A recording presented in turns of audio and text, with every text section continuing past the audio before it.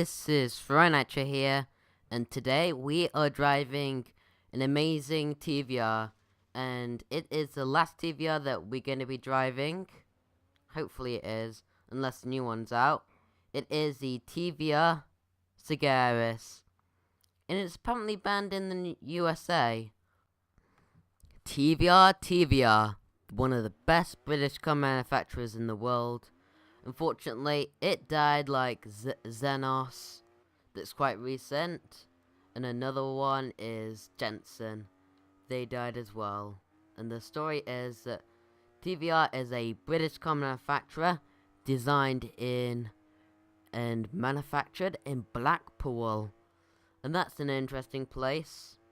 And you wouldn't see that on your map, wouldn't you? I would. Were you one of the crowds? Yeah, I'm one of the crowds.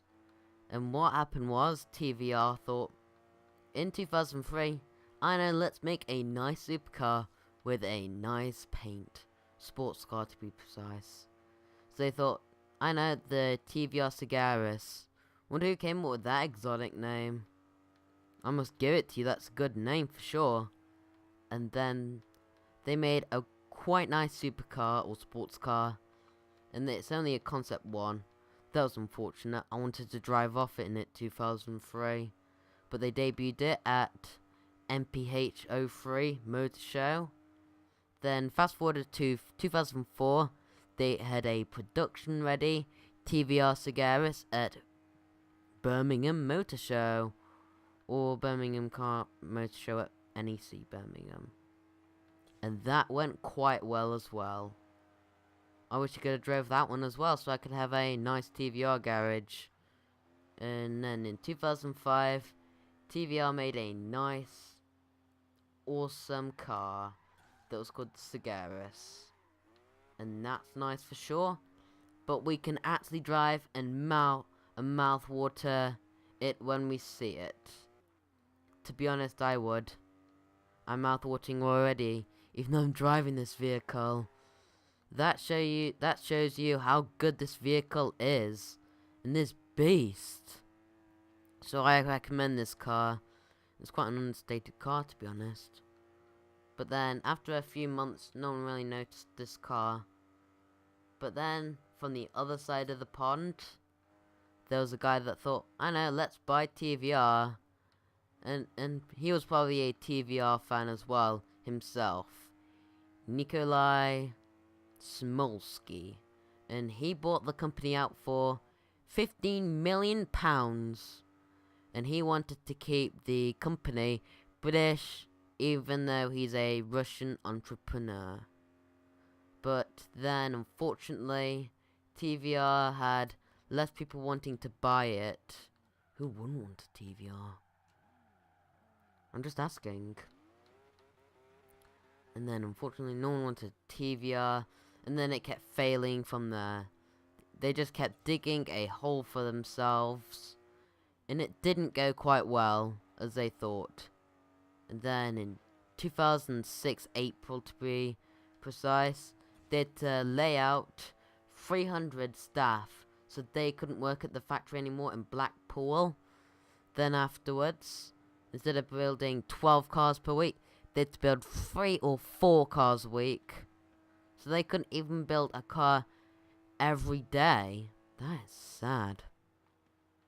Then, unfortunately, in November or December, they dug a hole so deep that nothing can get them through. So they went through liquidation. Poor them. But then in 2013, there was another entrepreneur that wanted to dig them out. So he did. He dug them out and thought, I know, let's make another TVR. And then it was debuted on the Autocar magazine. The next few years coming by. And that was a good thing. And in 2016, we saw a teaser for the TVR T37. And that's about it for the TVR story. It had sweet Also, I know you came for the specs, but I'll give you 4 the specs that I recommend, because if we went to miles per gallon, I couldn't really be bothered to find out. But nonetheless, the top speed is 185 miles an hour, 0 to 60, 3.7 seconds. Braking distance from 60 to 0 is 137 feet. I don't know if the feet are stinky or not. I haven't checked yet. And then for lateral G, for 60 miles an hour is 0.98 G. That's something interesting. It could have edged 1 G, but never mind. It's a good car. And that specs is amazing. Especially for a British car coming out in the mid-2000s. Nothing was really happening in the mid-2000s. Other than stuff, I guess. Never mind. We had Disney cars. What? It's a good film. I'm only joking. I used to find it a really good film, but I don't now. But sorry about that. Sorry to put you through that pain. But I'll probably give you the review now. Basically, with this car it is amazing. And you know that this car is handcrafted specifically for a simple person just like me. I'm just a very simple person. I'm very generic. But with this car you get amazing cornering, because it is at 0.98 G. Also, you can get the tail wide out, as I can show you when I get to a corner. Woo! Woo, that is nuts. That is absolutely crazy. Oh. Hate you, Range Rover. Sorry. As you can see, that is good. The acceleration, good. Braking, yeah. It's good. But the only nitpick I can really get with it is I think it's a little bit too tailored. But if you're not the person that really wants to be driving at flipping 180 and you're not a nuts person, it's probably not for you. But it's for me, at least. But you've probably got your opinions. And this car is underrated. Let me just tell you that. It should be one of the greatest British cars ever made, but it isn't. Thanks to one stupid car. Or quite a few, in fact. I'll give you a list.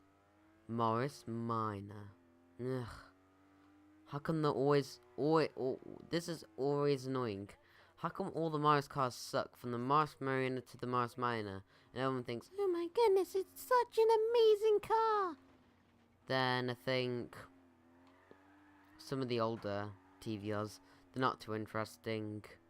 And then you're not sending me anywhere.